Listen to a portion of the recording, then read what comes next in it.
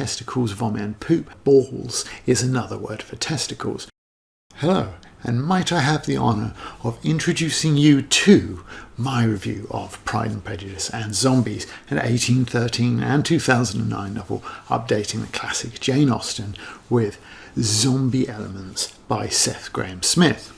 The story follows Elizabeth Bennet, one of 5 daughters of the Bennet family who live on the Longbourn estate. This estate will be inherited by their as yet unmet nephew Mr. Collins because the Bennets have no male heir. This makes Mrs. Bennet even keener to find a husband for each of her daughters.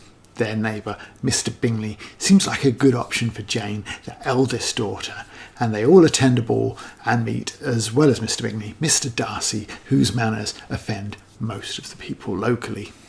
Jane visits the Bingleys and is taken ill, and Elizabeth travels to the house to help them take care of her. Mr. Collins, inheritor of Longbourn, arrives to attend the ball with the intention of marrying one of the Bennet girls. Mr. Collins, though, is rather annoying, and Elizabeth refuses his proposal. The militia is in town, and 2 of the Bennet girls are regular visitors to flirt with the soldiers, particularly Mr. Wickham, who has a troubled history with Mr. Darcy. Mr. Collins decides that he's going to marry a neighbour, Charlotte, and then he leaves with her, and the Bingleys return to London, ending the chance of Jane marrying into the family. Elizabeth is angered by learning that Darcy had warned Bingley off from marrying into the Bennet family, and Darcy, to her considerable surprise, proposes marriage, and she refuses him as well. Eventually, she learns the truth about Darcy and Wickham and realises that she has judged him too harshly.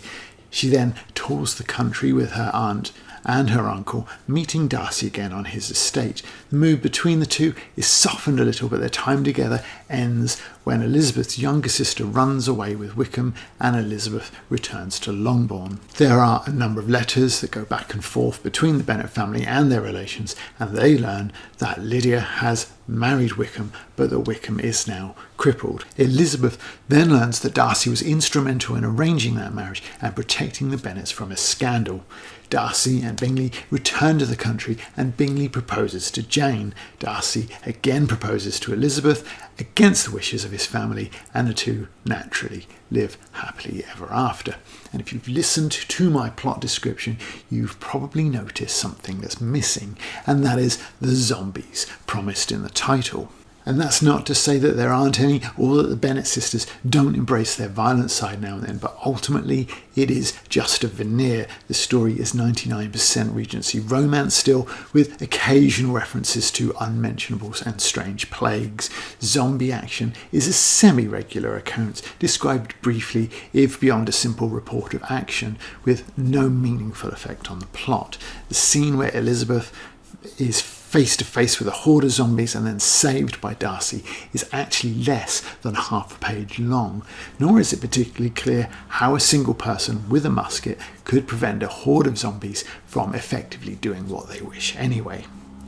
The language used in the text is, for the most part, the same as in Austen's version.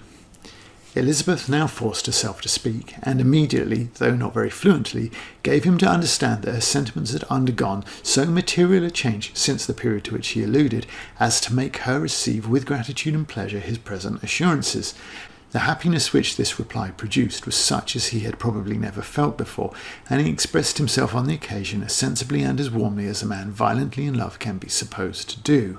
For those interested in such things, the only difference between this text and the original is that this passage from Austen is excised by Grahame-Smith. Anyone expecting a more modern style will be as disappointed as anyone expecting the minor references to zombies to resolve into some sort of B-plot that has a resolution, because that simply doesn't happen. Grahame-Smith has done no more than scan the original and throw in occasional mentions of zombies or warrior codes, which is a shame, and it enhances the feeling that this is nothing more than a cash grab than more meaningful editions might. This rather lazy passage sums things up. It is not the object of this work to give a description of Derbyshire, nor the handful of zombie encounters which necessitated Elizabeth's intervention, for not one was sufficient to yield even a drop of sweat from her brow. And if it's not the object of this work to add zombies to Pride and Prejudice, then clearly the only object of this work is to separate reader and cash. Additionally, what has been added is quite repetitive. You will likely laugh early on. I know that I did the first 12 pages or so, bear little hint of what's to come, and the interruption of the party and the various discussions of Darcy's manners is as welcome as it is unexpected. A chorus of screams filled the assembly hall, immediately joined by the shattering of window panes. Unmentionables poured in, their movements clumsy yet swift, their burial clothing and a range of untidiness. Some wore gowns so tattered as to render them scandalous.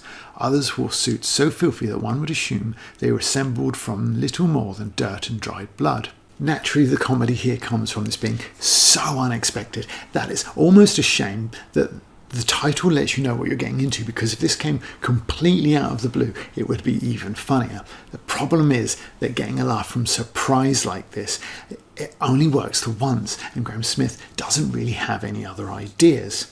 As Mr. Darcy walked off, Elizabeth felt her blood turn cold. She had never in her life been so insulted. The warrior code demanded she avenge her honour. Elizabeth reached down to her ankle, taking care not to draw attention. There, her hand met the dagger concealed beneath her dress. She meant to follow this proud Mr. Darcy and open his throat.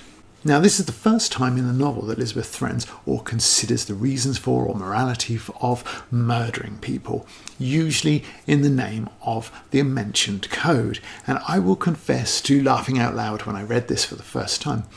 And that's something I did perhaps 4 or 5 times in the course of the opening chapters. But the joke wears thin pretty quickly, and by the time she's done it a handful of times in the same amount of pages, I'd begun to wish that she wouldn't.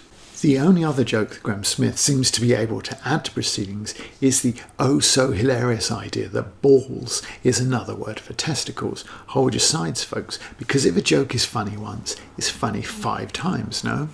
The novel also comes with one of those book club discussion suggestions at the back, including one on the importance of vomit to the story, which includes the lie that Mrs. Bennet frequently vomits when she's nervous. But this is a concept introduced on page 211 of 305, and it comes completely out of the blue, yet it's bizarrely described as having been something that readers should all be familiar with these 3 quotes on the subject being just about all that's written on it. A father absent, a mother surely vomiting by now and requiring constant attendance. Mother is tolerably well, I trust, though she vomits often and quite copiously, as you no doubt expected. They saw the housekeeper coming towards them and, concluding that she came to report their mother's latest fit of vomiting, went forward to meet her. See, these 3 things, the surely vomiting, as you no doubt expected, concluding that, they all suggest that this is something that we should all know about, but as readers we simply don't, because it hasn't been mentioned before this, and it's just a classic example of a punchline without a setup. It makes it weird rather than funny. Without a doubt, for me though, the highlight of the book is Charlotte's gradual transformation and her struggles to communicate and take her full part in civilised society as she does, all of which is handled well enough until the end of that storyline anyway. But it is an example of what might have been had this book had slightly more Seth Grahame-Smith and slightly less Jane Austen. It's a real shame that there is no zombie B-plot here. But then if there was, it would require more work than a simple copy, paste and a few edits here and there. Despite some genuine laughs from the addition of zombies to the standard Austen text, there's simply not enough of them for me to describe this as a comedy. And the perfunctory attempts at action mean that this is not an action-adventure either. It is, being 99% of the original, a Regency romance with zombie lipstick. And with that in mind, and considering the verbose Austen text remains, despite a little bit of editing here and there, well, verbose, it's hard to imagine who this book is for. Perhaps students desperate to avoid reading the original but needing to do so for an essay. This way you do at least get a little bit more oomph, even if it's not a whole lot of extra oomph. Grahame-Smith simply hasn't changed enough for this novel to succeed or fail on anything other than the strength of Austen's original. And if anything, the additions subtract from that original romance by making Elizabeth slightly less likeable. However, to the credit of one of the authors listed at least, her and Darcy's will they won't they move from animosity to amour is actually pretty good. With its focus on jokes about testicles, vomit and poop, however, this edition is more like one of those later Wayans Brothers spoofs. There is a joke there, but it's in the trailer, and the rest is just a copy, so there's no need to waste any of your time and money on it. Ultimately disappointing, Pride and Prejudice gets a passing grade because of those early laughs, and because the mediocrity and laziness of Seth Grahame-Smith has not completely buried Austen's classic. It's an indication of the talent behind this cash grab, though, that on a channel largely devoted to pop culture novels, I'd recommend the original over this. Thanks for watching. Like and subscribe for your chance to win a free subscription. See you in the next one. Bye.